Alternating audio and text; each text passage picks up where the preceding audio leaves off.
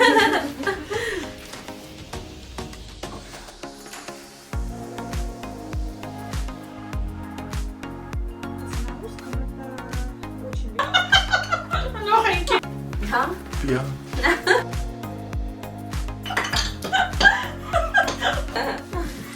و برمیگرد. سلام دوستای عزیزم، حالتون چطوره؟ امیدوارم از هر کجای دنیا که هستید حالتون خوب باشه. اگه برای اولین بار دارید کانال منو میبینید، من شقایق هستم و اینجا توی این کانال از تجربیاتم براتون آشپزی میکنم. ببینید کی اینجاست. امروز کریستینا اومده تا برامون یه غذای خوشمزه درست کنه. Добрый день, друзья! Во-первых, я бы хотела вас поблагодарить за комментарии под первым нашим совместным видео, за добрые, позитивные комментарии. Для нас это очень важно, особенно для меня, так как это было первый раз, было волнительно. Сегодня мы решили вновь встретиться, приготовить для вас, приготовить хинкали. Сейчас я немножко вам расскажу предысторию. До того, как поехать в Армению, мы с Магин договорились уже заранее, что первое видео, которое мы будем готовить, это будут хинкали, грузинские хинкали. Но после того, как Магин побывала в Армении, мы побывали в ресторане, попробовали кебаб. До того, как мы побывали в Армении, Магин попробовала кебаб, мы решили сначала приготовить кебаб, а потом хинкали. Вот поэтому второе наше видео сегодня будет про хинкали, грузинское хинкали.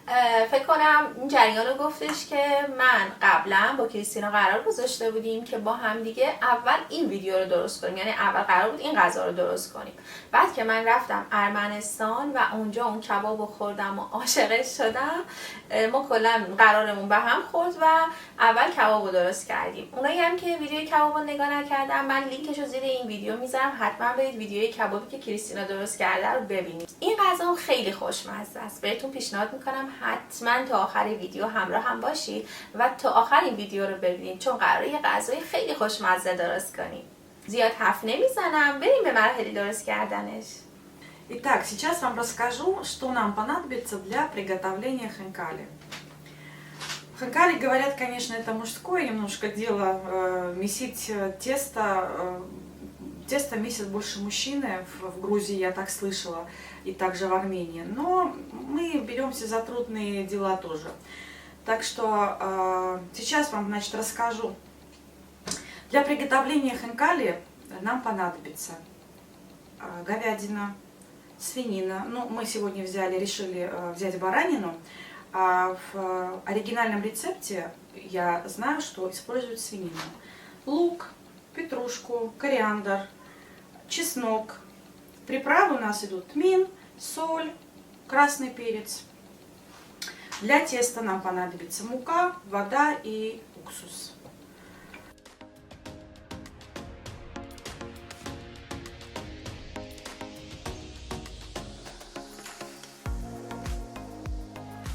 خب ما احتیاج به 1 کیلو آرد داریم که باید اول آرد رو علف کنیم. چیز جالبی که کریستینا بهم گفت، تو ارمنستان این خمیر رو مردا درست میکنن، چون باید خیلی با دست ورزش بدیم و یه خمیر خیلی سفتی باید به دست بیاریم، نه اینکه مثلا یه خمیر نرم باشه، باید حتما خمیرش سفت باشه و به دستگاه میکسر هم نداریم و باید حتما با دست درست بشه.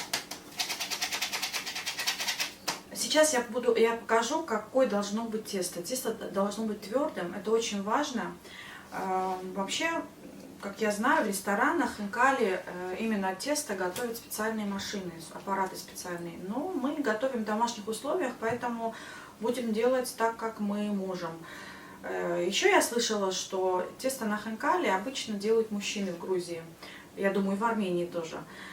Вот. Но мы с этим справимся. خب ما برای درست کردن این خمیر احتیاج به آب سرد داریم. باید آبمون کاملا یخ باشه. به خاطر همین کریستینا الان میخواد یخ رو داخل آب سرد بریزه و بعد به آردمون اضافه کنه. Друзья, я добавляю всегда лед в воду холодную. Беру холодную воду и добавляю лед. Вода должна быть ледяная. Это на некоторое время, потом я достаю лед и уже месим тесто. خب الان ما یخ‌ها رو از تو آب برمی‌داریم. آبمون کاملا خنک شد و دیگه به یخ‌ها احتیاج نداریم. Hep. Ja. Так, добавляем соль, воду. به آب سردمون نمک و سرکه هم اضافه کردیم. Теперь все хорошо смешаем.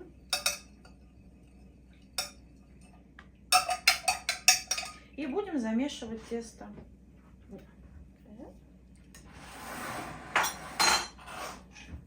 Делаем луночку здесь.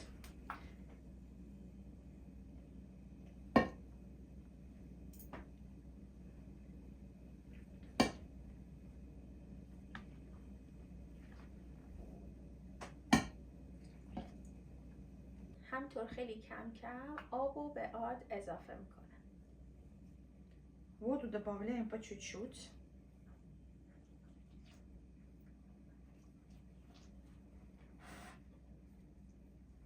اسم این غذایی مقدار سخت هم هست تلفظش. واسه لبنان نیست. خانگالی.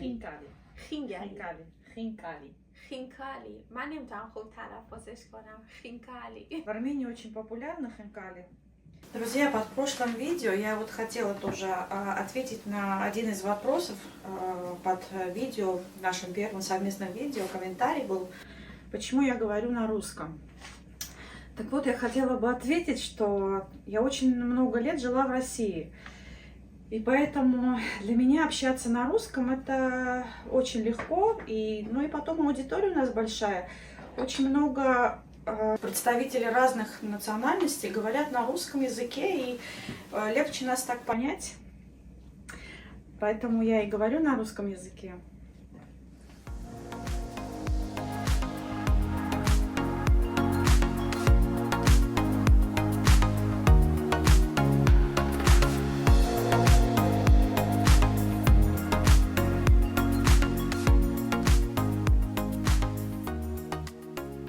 که دارید میبینید این خمیر کاملا سفته، یعنی میتونه بهش آب اضافه کنه ولی بهش آبی اضافه نمیکنه، چون همونطور که گفتم باید یه خمیر خیلی سفتی بده.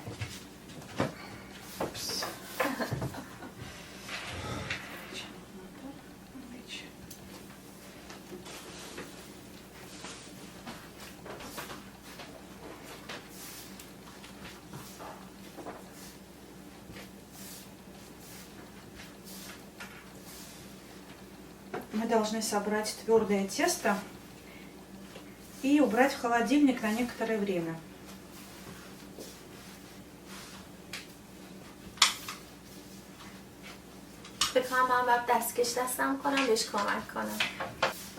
Мы должны собрать тесто и убрать в холодильник на некоторое время. میخوام امتحان کنم و ببینم چقدر سفته. واقعا خمیرش سفت شده.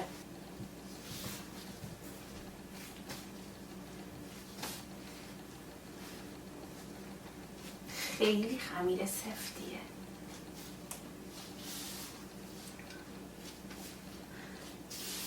خب بدم به خود کریستینا ادامه بده. Ja. Тесто уже собирается.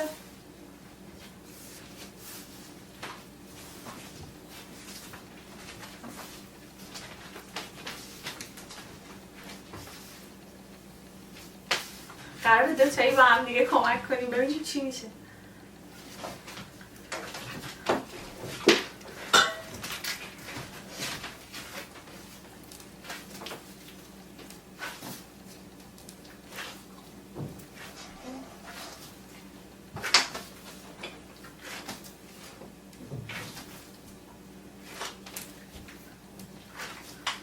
آره چون که خمیرش خیلی سفته باید خیلی با فشار برس بدیم. من یه بار اینو امتحان کردم تو خونه درست کنم ولی اصلا نمیدونستم باید خمیرش انقدر سفت بشه. اصلا اونجوری که میخواستم نشد. ببینید این قشنگ وقتی که میپزه آب گوش داخلش جمع میشه. وقتی که میخوای بخوری به این شکلی که آب گوش داخلشه. فکر کنم به خاطر همین خمیرش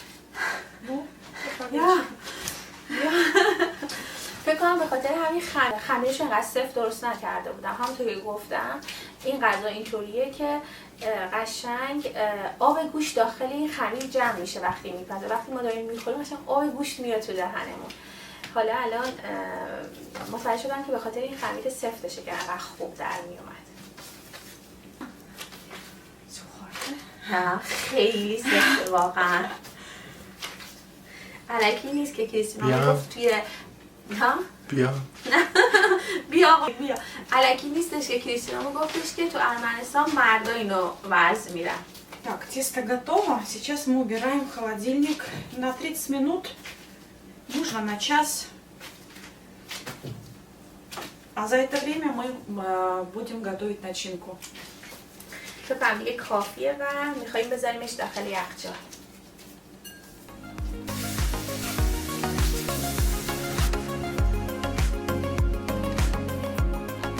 ما تا خمیرمون آماده شه یک کافی خیلی خوشمزه کریستینا درست کرد که من از جلو ویدیو میگیرم ببینید خیلی خوب شده.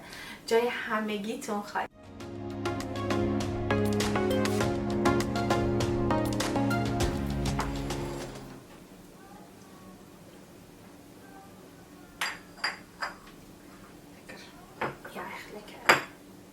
اینو بهتون بگم که قهوه‌ای که تو ارمنستانم درست میکنم خیلی خوشمزه. من زمانی که داشتم از ارمنستان میومدم توی فری شاپ فرودگاه یه چند تا از این قهوه‌ها گرفتم و به کریستینا امروز گفتم که یه دونه‌شو خودت درست کن ببینیم چجوری میشه که واقعا خیلی خوشمزه. Марин попросила приготовить кофе по-армянски. Возможно, сейчас кто-то скажет, что в Армении кофе не растет. Соглашусь, но кофе по-армянски я лично подразумею кофе, приготовленное с любовью. Я не знаю, возможно, какой-то есть рецепт приготовления кофе. Почему кофе по-армянски я считаю очень вкусным. Я здесь пробовала разные варианты кофе, но мне нравится именно армянский кофе. И каждый раз, когда мы приезжаем из Армении, обязательно привозим оттуда кофе, как ни странно. خب ما الان شروع کردیم و داریم گوشتا رو خول میکنیم چون قراره گوشتا رو با دستگاه چرخ گوشت چرخش کنیم. Сейчас будем перемалывать мясо, лук. Дорогие мои, сейчас мы будем перемалывать мясо. Для этого нам понадобится насадка крупная. У нас такая насадка. Я знаю, что некоторые разделывают мясо ножом. Это тоже возможно. Но у нас есть насадка, поэтому мы будем перемалывать через крупную насадку.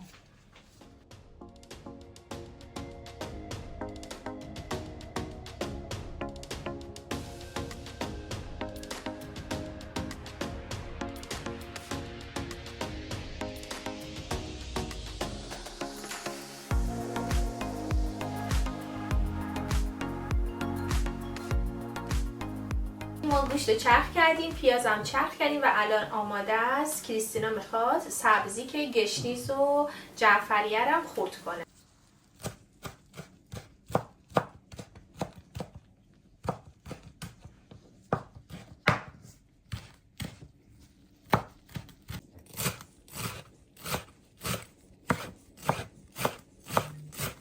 Смешивать все вкусы. Лук. Миску возьмем побольше. ظرفمون کوچیک بود عوضش کردیم توی ظرف بزرگتر بریزیم. Сюда же тмин. زیره. البته زیره سیاه استفاده کرد. Красный перец. پودر پاپریکا. Красный перец хлопьями. پول بیبر. соль و نمک. گشنیز جعفری هم که خود کرده بود. خیلی زیاد ریز نکرد گشنیز جعفری رو. تقریبا درشت. Будем перемешивать все, чтобы вкусы все смешались. И будем добавлять понемножку воду. Вода должна быть холодная. حتما باید آب سرد باشه. خیلی جالبه که باید حتما آب سرد باشه. Дорогие друзья грузины, я очень хочу попросить вас Если будут какие-то комментарии, какие-то замечания, обязательно напишите в комментариях. Мы будем очень рады. Я знаю, что хинкали готовят несколько способов. Есть, по-моему, городской вид и есть деревенский. Вот сейчас мы готовим городской, когда в фарш идет свежая зелень, чеснок. Вот. А в деревенский, если я что-то говорю не так, исправьте меня, пожалуйста, дорогие грузины. А в деревенский, по-моему, идут сухие травы. Вот. Но мы сейчас готовим городской вариант хинкали. Не забываем добавлять воду. آبو خیلی کم کم بهش اضافه میکنه چون نمیخواد یه دفعه بریزه و زیاد بشه. من اندازه های آب و چیزایی که استفاده میکنه رو حتما مثل همیشه توی رسیپی زیر همین ویدیو براتون مینویسم.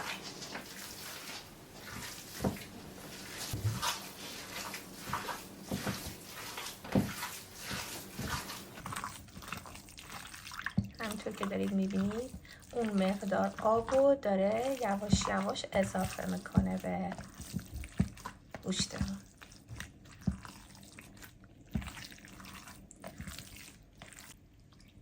خب تقریبا همه آبو ریخت.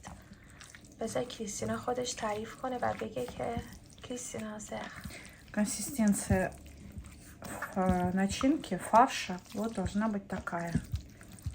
Сейчас мы это все поставим в холодильник на некоторое время. И потом будем лепить уже хинкали.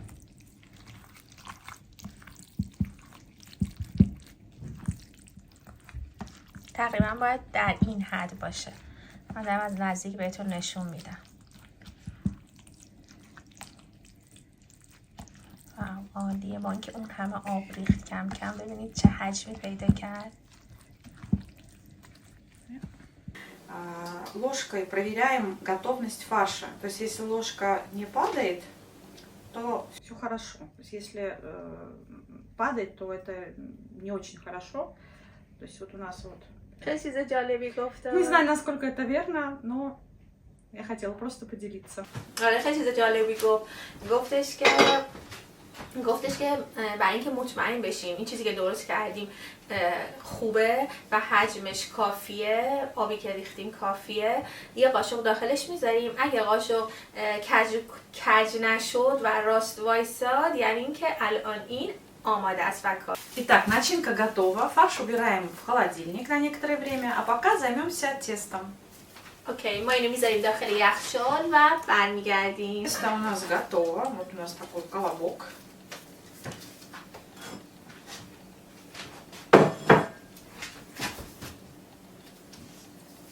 خب الان دیگه زمانش رسیده که شروع کنیم به درست کردن خنگالی. خمیر خیلی خوبه، کیفیت خوبی داره و الان میخوایم خمیر رو باز کنیم. Так, тесто у нас достаточно твердое получилось, то, что нам нужно. Вот. Чтобы лепить хинкали, нам нужно теперь разделить на кусочки. Каждый кусочек у нас будет по 50 грамм приблизительно. من دستکشم بزنم بهش کمک کنم.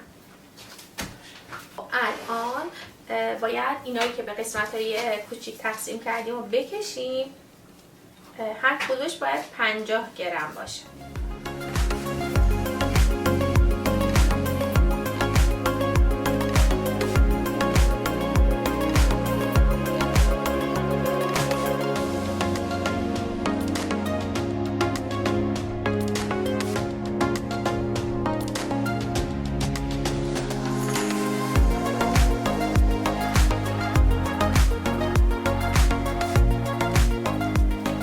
Итак, начинаем лепить хинкали.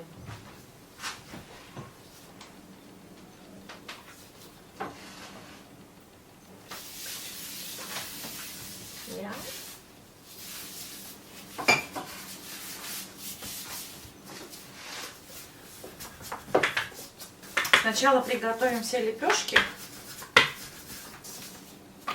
раскатаем.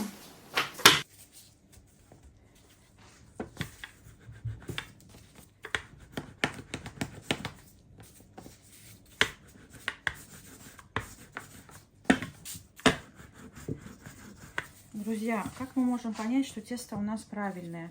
Когда мы раскатываем, тесто собирается обратно. Это у нас правильное тесто.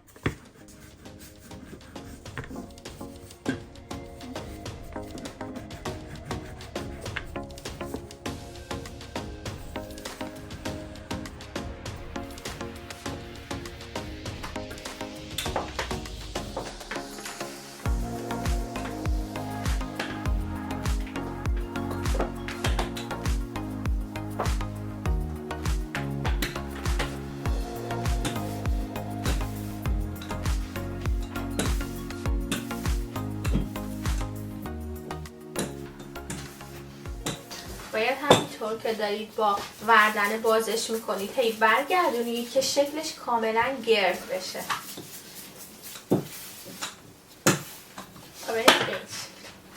کاملا گرد بشه.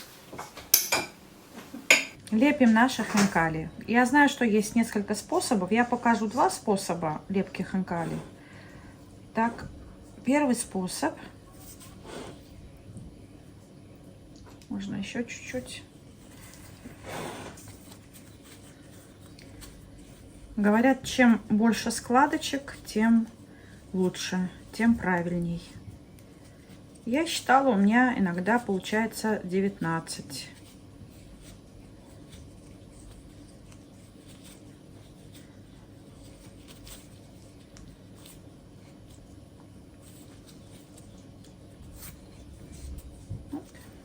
Отрезаем.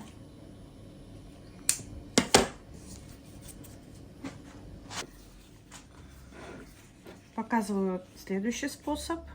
Делаем несколько складочек.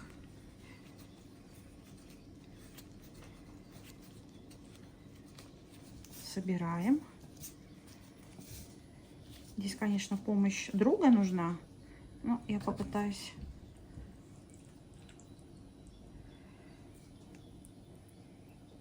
То есть вот еще такой способ.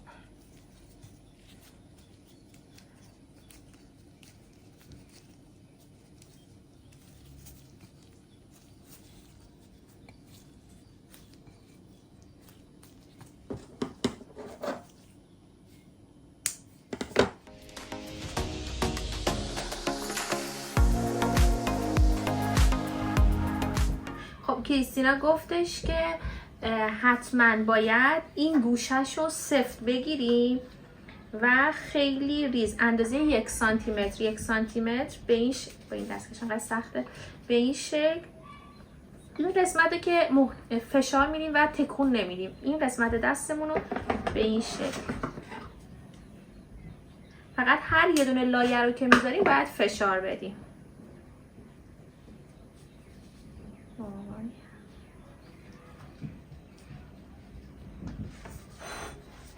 Хинкали у нас готовы. Воду мы подсолили, вода у нас закипела. И сейчас мы будем хинкали закидывать в воду. После закипания сразу мы считаем 10 минут, 7-10 минут. И нужно их снимать уже. Хинкали будут готовы. اوکی. بریم به مرحله بعدی. Поехали.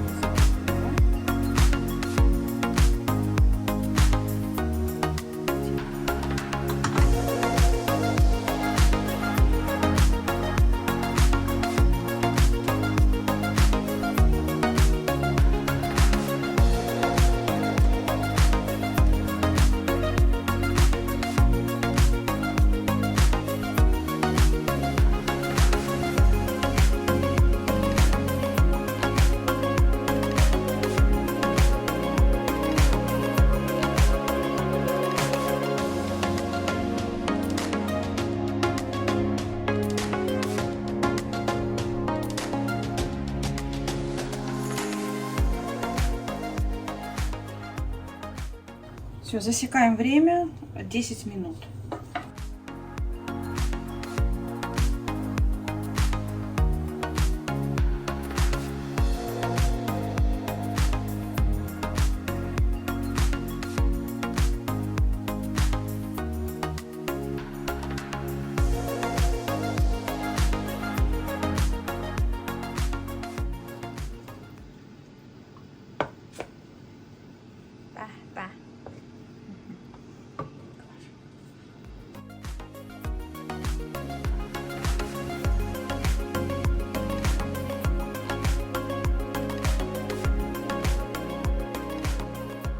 Дорогие друзья, наши хинкали мы приготовили.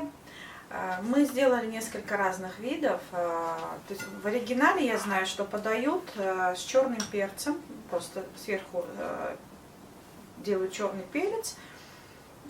Здесь мы сделали с маслом сливочным. Ну, это на любителя, кто как любит. Зелень. Вот этот вариант просто с зеленью, а это мы обжарили в масле. Смотрите, как вам нравится, какой вариант вам более подходит. Дальше будем пробовать.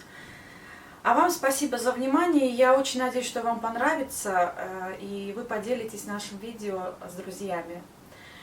И поставите лайки нам. Спасибо. خب دوستان، همونطور که دارید میبینید غذای خوشمزه ما دیگه آماده شد و این وسط کریستینا خیلی زحمت کشید و واقعا خسته شد. از همینجا از طرف شما ازش تشکر میکنم برای این غذای خوشمزه که برامون درست کرد. امیدوارم که از این ویدیو خوشتون اومده باشه. این ویدیو رو برای دوستانتون بفرستید، از من حمایت کنید تا بتونم ویدیوهای بیشتری براتون درست کنم. اگه دوست دارید بازم کریستینا بیاد و براتون غذا درست کنه، حتما زیر این ویدیو تو کامنت ها بنویسید. ویدیوی قبلیمونم که من براتون حتما لینکش رو این پایین میذارم، کریستینا کباب درست کرده بود و اگر ندیدید حتما برید ببینید. Սիրելիներս, ուշադրության համար շատ շնորհակալ եմ։ Հույսով եմ ձեզ դուր եկավ։ Հույսով եմ մեկ անգամ եւս ես կպատրաստեմ իմ սիրելի ընկերուհու Մահինի հետ մեկ նոր ճաշատեսակ։ Այսօր իհարկե վրացական էր, բայց մենք բոլորս մենք հայերը սիրում ենք խինկալի։ شنورکالتون و حاجوتون. مرسی دوستای عزیزم، منتظر کامنت های پر از مهرتون هستم. برام حتما زیر این ویدیو بنویسید که دوست دارید کریستینا بیاد و از دوباره براتون ویدیو درست کنیم با هم یا نه. خدا نگهدار.